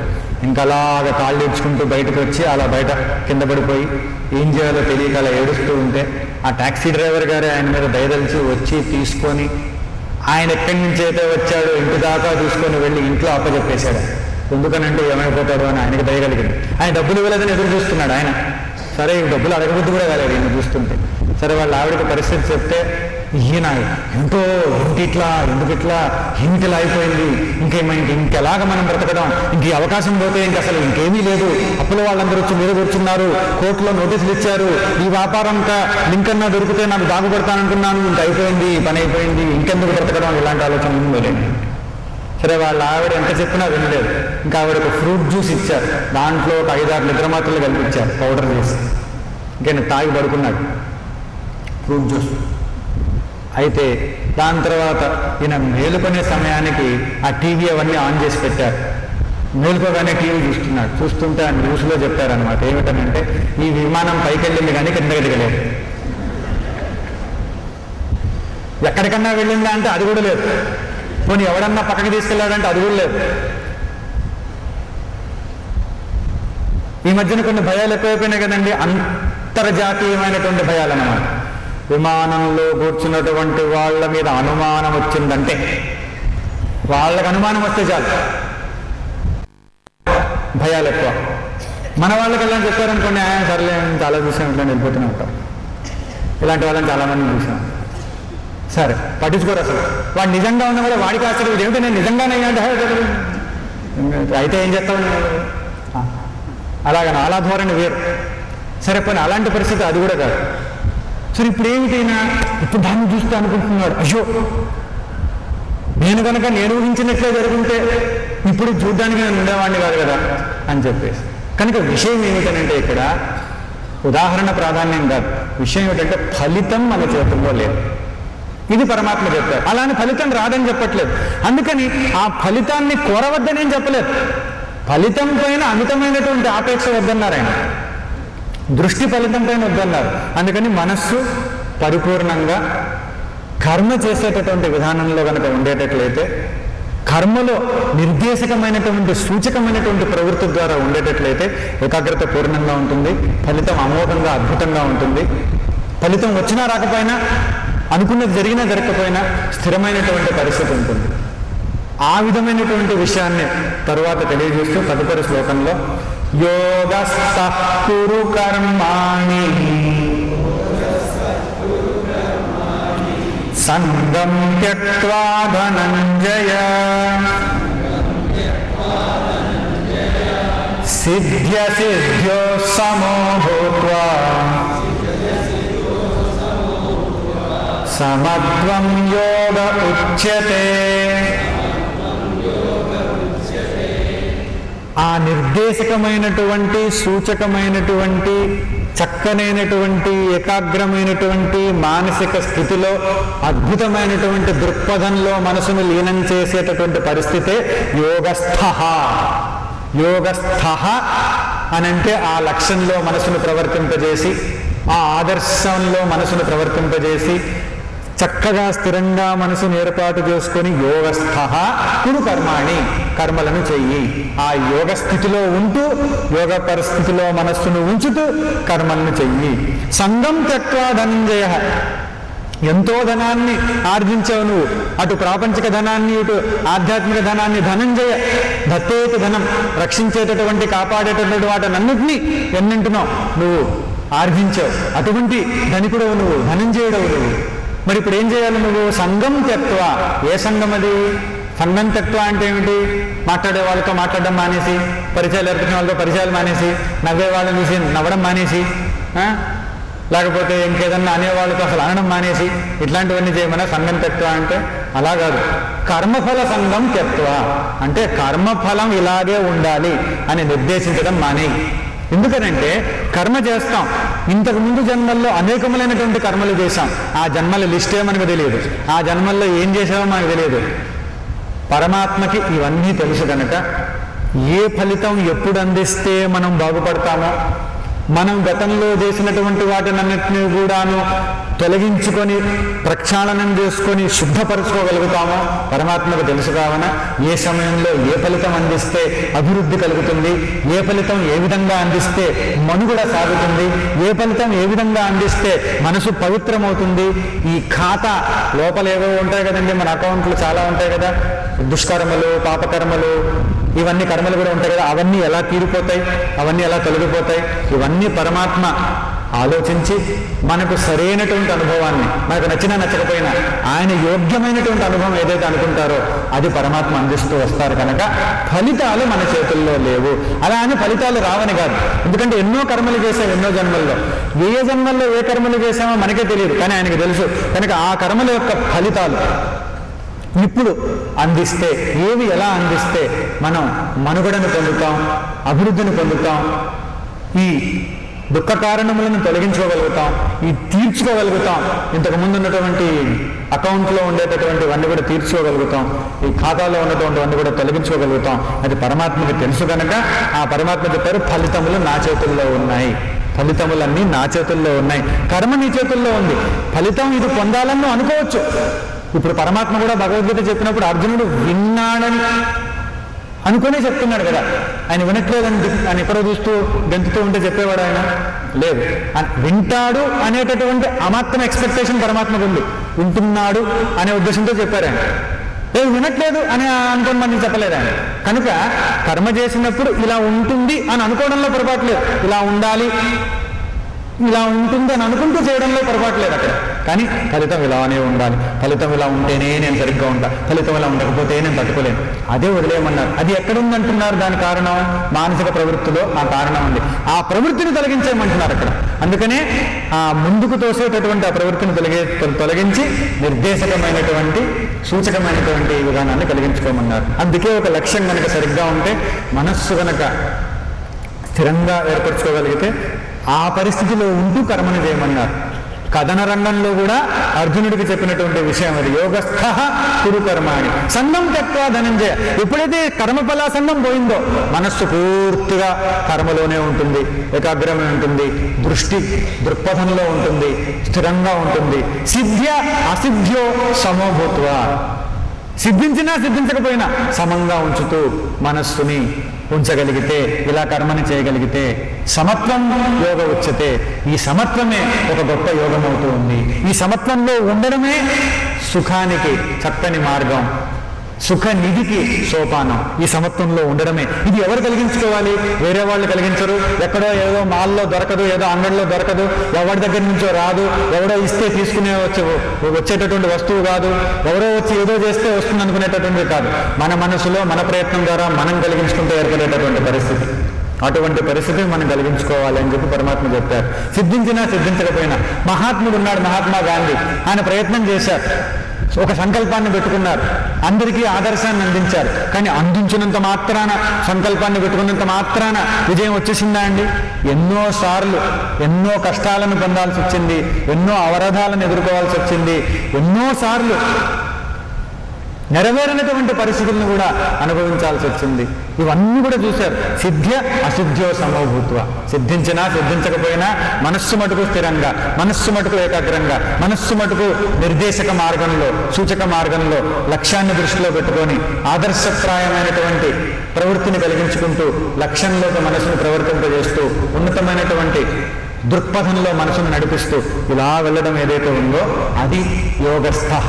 ఇటువంటి పరిస్థితుల్లో మనసును ఉంచగలిగితే ఎలాంటి ఫలితం ఏర్పడినా ముందుకు వెళ్ళేటటువంటి ప్రయత్నం చేస్తూ ఉండగలిగితే ఆ సమత్వం ఏదైతే ఉందో, ఆ కర్మఫల సంఘం లేనటువంటి సమత్వం ఏదైతే ఉందో అందే శాంతమును మనకు అందింపజేస్తుంది, శాంతమును మనం పొందేలా చేస్తుంది.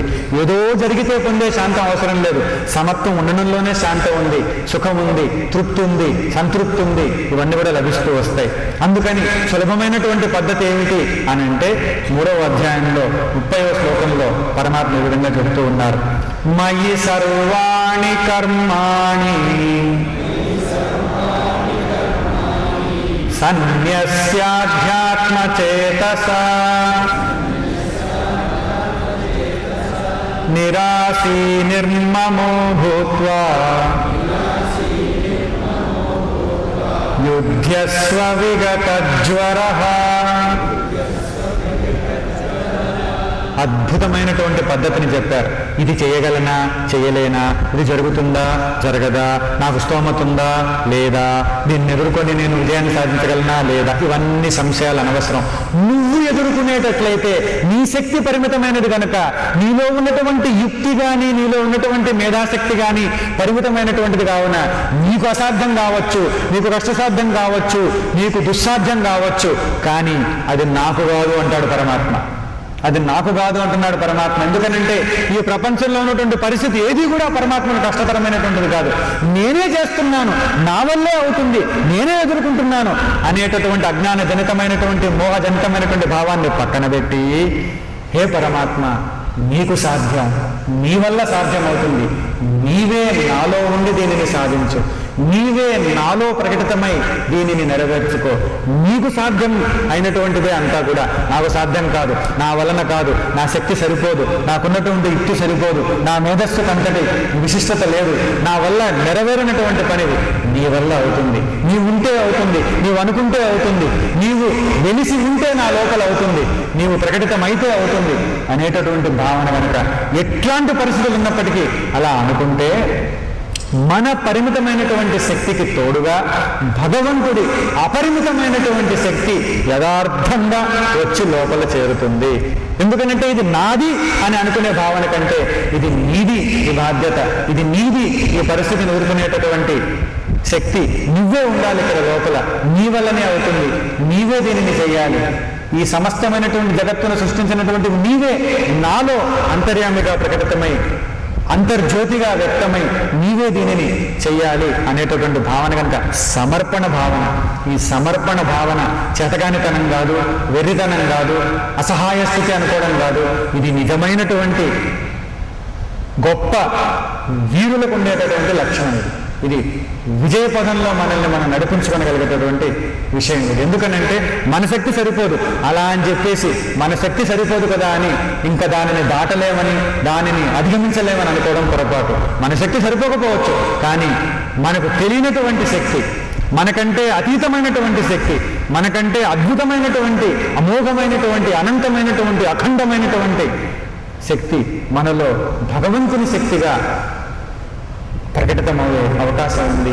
అటువంటి అవకాశాన్ని కల్పించుకునేటటువంటి ప్రయత్నం మయి సర్వాణి కర్మాణి, కర్మలనన్నింటినీ కూడా నాకు సమర్పణ చేసి, అంటే నివేదన చేసి, సన్యస్య, సత్ న్యాసం సన్యాసం అని అంటారు. అంటే సత్ అనేటటువంటి పదార్థం ఏదైతే ఉంటుందో నిరంతరము దాని వైపుకే భావమును కలిగిస్తూ ఉండడం, ఆ భావమునే కలిగిస్తూ ఉండడం, అంటే సద్భావననే కలిగించుకొని ఉండడం.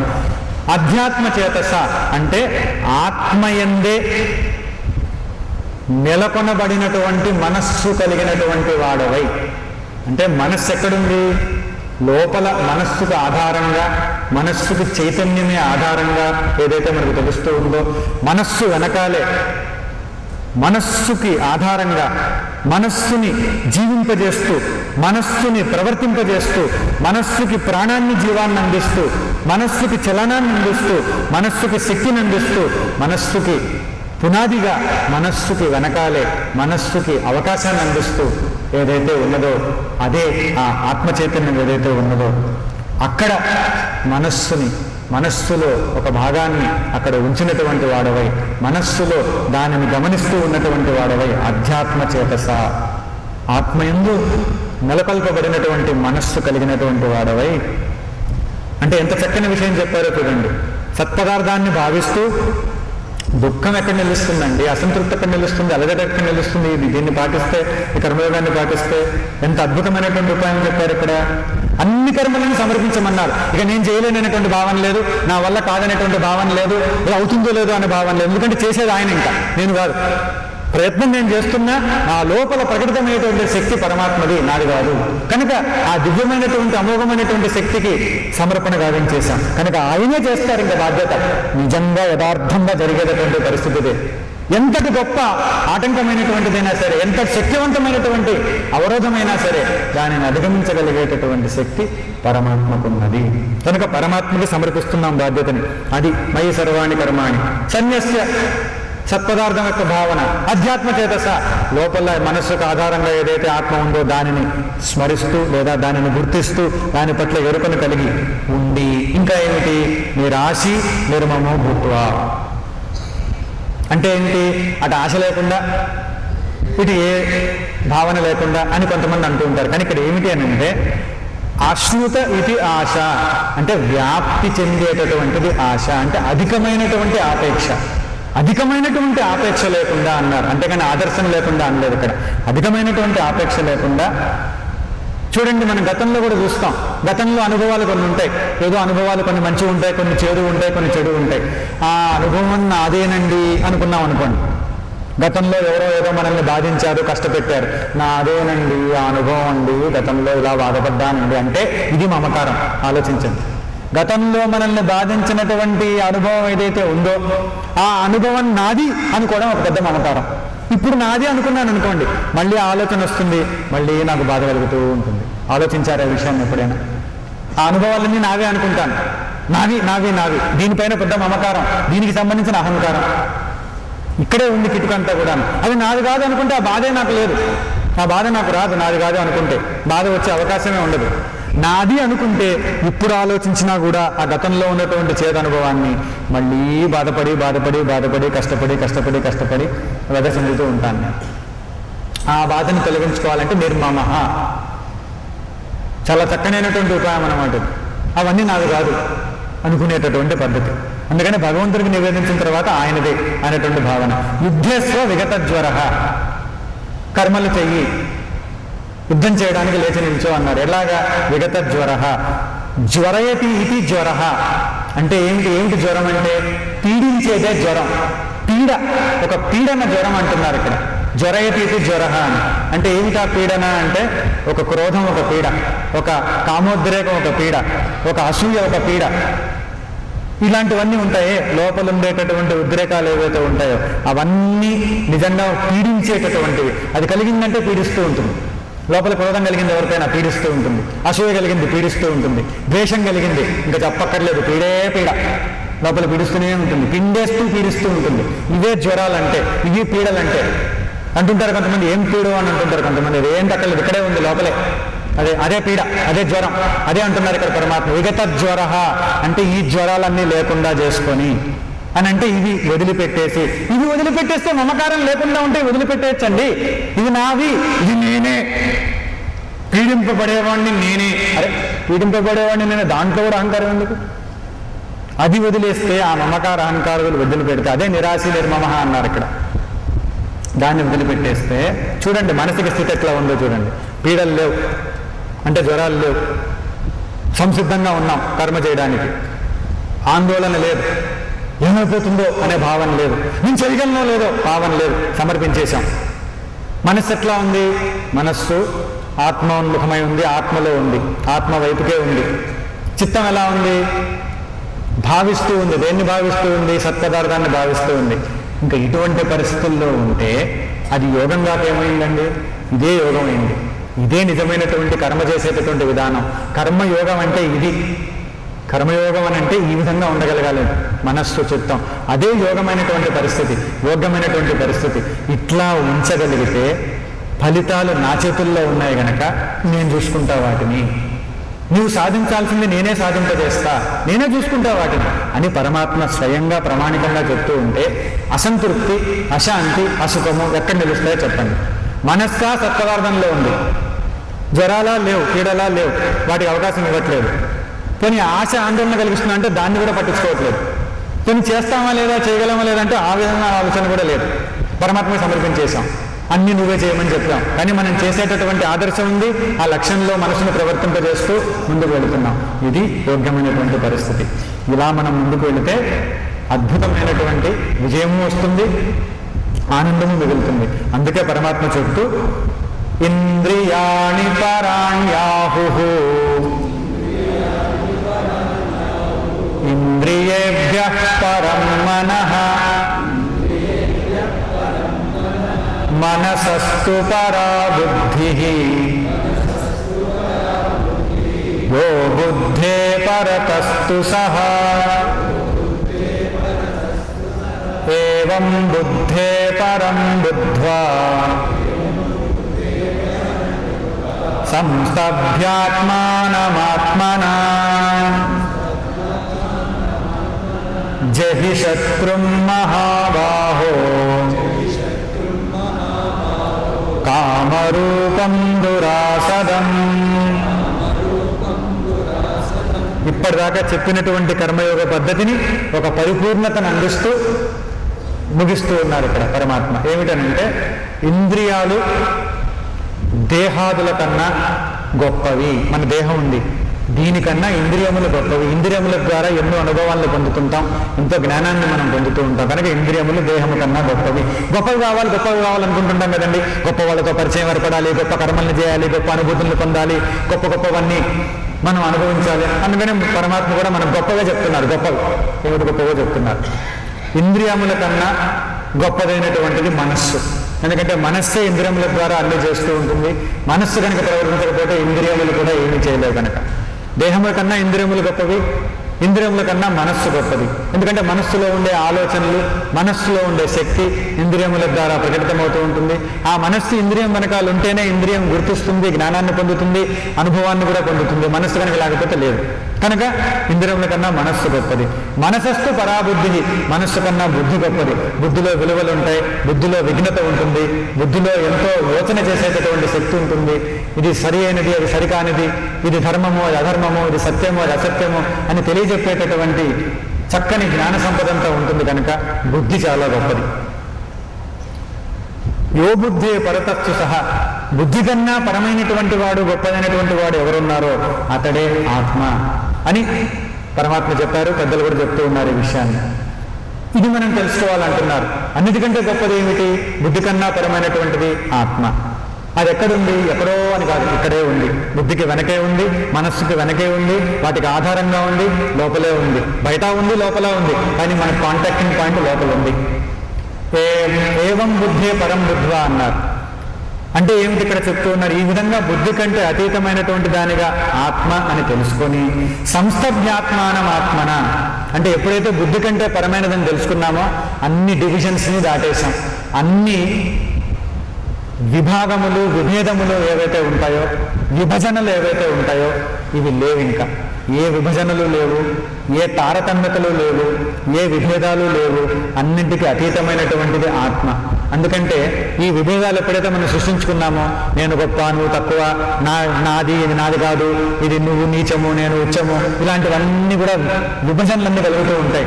అది వ్యక్తిలో కలిగిన, కుటుంబంలో కలిగిన, సంఘంలో కలిగిన, సమాజంలో కలిగిన, ఇవన్నీ కూడా ఎంతో అశాంతిని, అలజడిని సృష్టిస్తూ వస్తాయి. సంఘంలో, సమాజంలో అలజడికి ఇవే కారణమవుతూ ఉంటాయి. వ్యక్తిలో కలిగిన, సమాజంలో కలిగిన, ప్రపంచంలో కలిగిన ఇవే కారణమవుతుంటాయి. కనుక దానికి కూడా అతీతమైనటువంటి స్థితి, ఈ విభేదాలు లేనటువంటి స్థితి, కేవలం ఏకత్వమే ఉన్నటువంటి స్థితి ఆత్మస్థితి. కావున అది మనం గుర్తించి, అది బుద్ధి కంటే పరమైనటువంటి దానిగా మనం గుర్తించి మనస్సు అంటే ఈ మనస్సులో వివేకయుక్తమైనటువంటి ఆలోచనలు కలిగితే, వివేక బుద్ధితో మనస్సుని స్థిరపరిచి, సంస్థభ్యాత్మానమాత్మన అంటే వివేక బుద్ధితో మనస్సుని స్థిరపరిచి, ఆ స్థిరపరచగలిగితే జహిశత్రుం మహాబాహో కామరూపం దురాసనం అన్నారు. జయించడానికి కష్టసాధ్యమైనటువంటి కామమను ఈ శత్రువును జయింపుము అన్నారు. శత్రువు అంటే ఏమిటండి? ఈ శత్రువు అంటే ఏమిటో మనం చూస్తే అప్పుడు మనకు అర్థమవుతుంది. శాసనాత్ శత్రువు అని అన్నారు ఇక్కడ ఈ వ్యుత్పత్తిలో. అంటే ఏమిటి? మనలను శాసించి పరాధీనతని కలిగించేవాడే శత్రువు. శాసన ద్వారా పరాధీనత, స్వాధీనత కాదు. స్వాధీనంలో మనసు ఉండదు, పరాధీనమైపోతుంది మనస్సు. పరాధీనతను కలిగించేటటువంటిదే శత్రువు, పరాధీనం చేసేటటువంటి శత్రువు. స్వాధీనంలో ఉంటే స్వాధీనతను కలిగించేదే మిత్రత్వం, అదే మిత్రుడు. ఇది శత్రువు అన్నమాట. అంటే ఏమిటి? ఇక్కడ పరాధీనతలోకి తీసుకొని వెళ్ళేదే శత్రువు అని ఎప్పుడైతే అంటున్నారో, పరాధీనత వేరే దాంట్లోకి, నా దగ్గర మనసు ఉంచకుండా ఇంకో దాంట్లోకి తీసుకొని వెళ్ళి, ఇంకొకళ్ళ ఆధీనంలోకి తీసుకొని వెళ్ళి, ఇంకొకళ్ళ చెప్పు చేతుల్లోకి తీసుకొని వెళ్ళి, ఇంకొకళ్ళ చేతుల్లో మన మనసు యొక్క రిమోట్ కంట్రోల్ పెట్టేసి, ఒక పరిస్థితి చేతుల్లో, ఒక వస్తువు చేతుల్లో, ఒక వ్యక్తి చేతుల్లో రిమోట్ కంట్రోల్ పెట్టేస్తే ఇంకా మనకు సుఖం ఎట్లా ఉంది? ఆలోచించండి. మన మనసు యొక్క రిమోట్ కంట్రోల్ తీసుకొని వెళ్ళి వేరే వాళ్ళ చేతుల్లో పెట్టేశాం. వేరే వ్యక్తి కానీ, పరిస్థితి కానీ, వస్తువు కానీ దాని చేతుల్లో పెట్టాం. అలా పెట్టకుండా, అది ఇక్కడ ముఖ్యమైనటువంటి విషయం, అలా పెట్టేసేటటువంటిది ఏమిటి? ఈ ఆలోచన, ఈ కామరూపమైనటువంటి ఈ ఆలోచన. ఈ ఆలోచన యొక్క నిజ పరిస్థితిని తెలుసుకోవాలంటున్నారు ఇక్కడ. దీనిని గ్రహించి, దీనికి ఒక రూపం ఉంది, ఇది శత్రువు అని ఎందుకన్నారు ఇక్కడ అంటే పరాధీనతను కలిగిస్తుంది కనుక. స్వాధీనంలో ఉంచుకొని కనుక లక్ష్యం కోసం ప్రయత్నం చేస్తే అది శత్రువు కాదు. ఇక్కడ మనం విషయాన్ని అర్థం చేసుకోవాలి. శత్రువు కామము అని అంటే కోరికలే వద్దా, అసలు కోరికలే లేకుండా చేసుకోవడం అలాగా? అలా అని చెప్పలేదు ఇక్కడ. ఏమని చెప్పారు ఇక్కడ? శత్రువులా ఉండేటటువంటి ఈ కామమును గ్రహించు, గుర్తించు అన్నారు. రామచంద్రుల వారు రావణుడితో యుద్ధం చేస్తూ ఉన్నప్పుడు, రాక్షసులందరూ కూడా రావణుడి పక్షాన పోరాడుతూ ఉంటే ఒకసారి ఏం జరిగిందనంటే, ఇది ఒకానొక రామాయణంలో చెప్తూ వస్తారు ఇక్కడ విషయాన్ని. ఏమిటనంటే, రాక్షసులందరూ కూడా గోవులలాగా రూపును దాలుస్తారు, ఆవులలాగా రూపును దాలుస్తారు. అంటే రామచంద్రుల వారు యుద్ధం చేయడం కోసం ఇక్కడికి వెళితే రాక్షసులకు బదులుగా ఆవులు వస్తూ ఉంటాయి. ఎదురుగా ఆవులు వస్తూ ఉంటే రామచంద్రుల వారు ఇంకేం చేస్తారు? ఆవులను చూసి యుద్ధం చేస్తారు. ఆయన గోవులను చూశారు, యుద్ధం చేయడం మానేశారు, ఇంకా ఆపేశారు, యుద్ధాన్ని ఊరుకున్నారు. అక్కడ ఏం చేస్తారు? ఆయన గోవులను చూస్తే గోహత్య మహాపాతకం మీద గోవులను చూసి ఎట్లాగా యుద్ధం చేయడం? ఇక అప్పుడు విభీషణుల వారు వచ్చి చెప్తారు రామచంద్రుల వారికి, ఇవి నిజమైనటువంటి గోవులు కాదు, రాక్షసులు గోవుల రూపంలో ఉన్నారు, ఎందుకంటే మీరేమన్నారు కనుక. అలా వచ్చి ఈ సైన్యం పైన పడి వాళ్ళు వీళ్ళందరినీ కూడా అంతమొందిస్తారు కనుక ఇవి యథార్థంగా ఉన్నటువంటి గోవులు కాదు సుమా, రాక్షసులు కామరూప విద్య తెలుసు కనుక ఈ రూపంలో ఉన్నారు అని చెప్తారు శ్రీరామచంద్రుల వారికి. చెప్పి సలహాని ఇస్తాడు విభీషణుడు. ఏమంటాడనంటే, ఇది నిజమైనటువంటి గోవులు కాదు, కానీ గోరూపంలో ఉన్నప్పుడే నేనేం చేయను కదా అంటాడు రామచంద్రుల వారు. మరి ఆ గోరూపం తొలగించాలి వాటికి ఎలాగా అని అంటే వ్యాఘ్రాస్త్రాన్ని ప్రయోగం చేయమంటారు. వ్యాఘ్రాస్త్రం పులి అస్త్రం అన్నమాట. వ్యాఘ్రాస్త్రాన్ని ప్రయోగం చేస్తే వ్యాఘ్ర రూపంలో వ్యాఘ్రములన్నీ కూడా గోవుల మీద పడతాయి. గోవుల మీద పడ్డానికి వ్యాఘ్రములు వెళ్ళేటప్పటికీ రాక్షసులు అనుకుంటారు గోవు రూపంలో ఉంటే మన పని అయిపోతుంది, మనం పోతాం, ఇంకా గోవు రూపంలో ఉంటే మన పని ఫినిష్, ఇంకా మనం ఏం చేయలేం, ఎందుకంటే వ్యాఘ్రాలు వచ్చి మీద పడతాయి. ఆ మీద పడే లోపల గోవు రూపంలో ఉన్నాడు కనుక వ్యాఘ్రాన్ని భీతిని పొంది వాళ్ళ ఒరిజినల్ రూపంలోకి వచ్చేసారు, రాక్షస రూపంలోకి వచ్చేసారు. ఎప్పుడైతే రాక్షస రూపంలోకి వచ్చేసారో వెంటనే రామచంద్రుల వారు అస్త్రశస్త్రాలను ప్రయోగం చేశారు, వాళ్ళ పని అయిపోయింది. కామం కూడా ఇలాంటి రూపం దాల్చి వస్తుంది మన దగ్గరికి. చాలా నీ మంచి కోసమే, నీకోసమే, నీకు మంచి చేద్దామని వస్తున్నా అని ఇట్లా వస్తుంది దగ్గరికి. ఏదైనా అధికమైనటువంటి ఆపేక్ష, తీవ్రమైనటువంటి ఇచ్ఛ, అతి ఉద్వేగకరమైనటువంటి తపన, ఇవన్నీ ఇలాంటివే. రూపం వేరే రూపంలో వస్తాయి, మనకి తెలియదు. అందుకని కామరూపం దురాసరం అన్నారు ఇక్కడ. ఆ రూపం అట్లా ఉంటుంది, మనకి మంచి చేసేదానిలోనే ఉంటుంది, కానీ వేరే రూపంలో ఉంటుంది. అందుకని ఆ రూపాన్ని మనం, సహజమైన రూపాన్ని మనం గుర్తించాలంటే మన దగ్గర వ్యాఘ్రాస్త్రం కావాలి కదండి. అంటే ఎటువంటిది? ఈ యోగాస్త్రం కావాలి. ఈ యోగాస్త్రం కనుక మనకు వచ్చింది అని అంటే, కర్మయోగాస్త్రం కనుక మనకు లభించింది అని అంటే, ఈ మంచి అస్త్రం మనకు తెలిసింది అని అంటే, ఇప్పుడు తెలిసినటువంటి ఉపాయాలన్నీ కూడా అస్త్రాలు మన దగ్గర ఉన్నాయని అంటే, ఎప్పుడైతే అస్త్ర ప్రయోగం చేశామో నిజ రూపం బయటపడుతుంది. నిజ రూపం బయట పెడితే దాన్ని అంతమొందించగలుగుతాం. అంతమొందించేసామని అంటే ఇంకప్పుడు ఏమవుతుంది? లక్ష్య సాధన ఉంది, అనుకున్నటువంటి దృక్పథంలో నడవడము ఉంది, కర్మయోగము ఉంది, ఫలితాన్ని పొందడము ఉంది, అనుభవించడము ఉంది, తరించడము ఉంది. కానీ ఏకాగ్రమైనటువంటి మనస్సు, స్థిరమైనటువంటి మనస్సు, ఆత్మయందే నియంత్రితమైనటువంటి మనస్సు, అధ్యాత్మ చిత్తమైనటువంటి ఆ చిత్తయుక్తమైనటువంటి మనస్సు, ఇటువంటి మనస్సు, పరమాత్మకు సమర్పణ చేసినటువంటి మనస్సు, యోగయుక్తమైనటువంటి మనస్సు, శుద్ధమైనటువంటి మనస్సు, ఇటువంటి మనస్సులో తృప్తి ఉంటుంది, శాంతము ఉంటుంది, సుఖము ఉంటుంది, సంతోషము ఉంటుంది, సిద్ధించినా సిద్ధించకపోయినా స్థిరత్వం ఉంటుంది, శాంతాన్ని కోల్పోవడం ఉండదు. ఈ విధంగా అనుకున్నటువంటి స్థితిని పొంది తరించేటటువంటి ఉపాయము ఉంటుంది. జీవించేటటువంటి విధానంలోనే మనస్సుని ఒక ఆధీనంలో తెచ్చుకోవడం అనేది ఉంది. నిజమైనటువంటి స్వాతంత్రం ఉంది ఇక్కడ. ఇటువంటి విషయం, పరిస్థితి మనకు కలుగుతుంది, కర్మయోగం ద్వారా కలుగుతుంది. ఇది కర్మయోగం ద్వారా ఈరోజు చూస్తూ వచ్చాం మనం. శాంతాన్ని పొందడం, సుఖాన్ని పొందడం, ఆనందాన్ని పొందడం, అసంతృప్తిని, అసుఖాన్ని, అశాంతిని దూరం చేసుకోవడం కర్మయోగం ద్వారా సాధ్యము అనేటటువంటి విషయం. ఇలాగే ధ్యానయోగం ద్వారా సాధ్యం, భక్తి యోగం ద్వారా సాధ్యం, జ్ఞానయోగం ద్వారా సాధ్యం, చివరికి ఇవన్నీ తెలుసుకుంటే ఆనందయోగం ద్వారా సాధ్యం. ఇవి మనం రేపు నుండి తదుపరి రోజుల్లో చూసే ప్రయత్నం చేద్దాం. ఎందుకనంటే మన వాళ్ళు ఎప్పుడు కూడా ఒకే విధానం అని చెప్పలేదు. ఎంతమంది మనుషులు ఉంటే అన్ని విధానాలు ఉన్నాయి. అందుకని పలు యోగములు ఉన్నాయి భగవద్గీతలో. వివిధములైనటువంటి యోగములను చూసే ప్రయత్నం మనం రేపు వెళ్ళింది తర్వాత కూడా 21వ తేదీ వరకు చూద్దాం.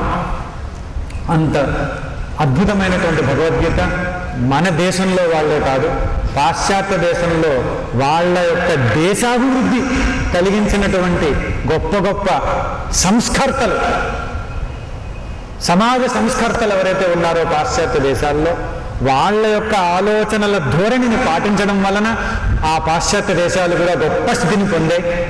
అటువంటి వాళ్ళు కూడా వాళ్ళ మనస్సు భగవద్గీత వల్ల ప్రభావితమైందని వాళ్ళు తెలియజేసినటువంటి నిదర్శనాలు ఉన్నాయి.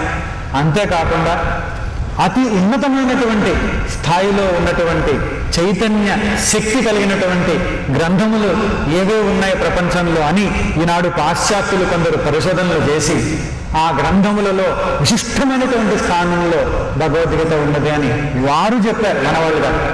ఆ నిదర్శనములు కూడా ఉన్నాయి ఇక్కడ. కనుక ఇది ఒక అద్భుతమైనటువంటి అవకాశం మనకు. ఈ అవకాశాన్ని ఉపయోగించుకునే ప్రయత్నం మనం చేద్దాం. ఓ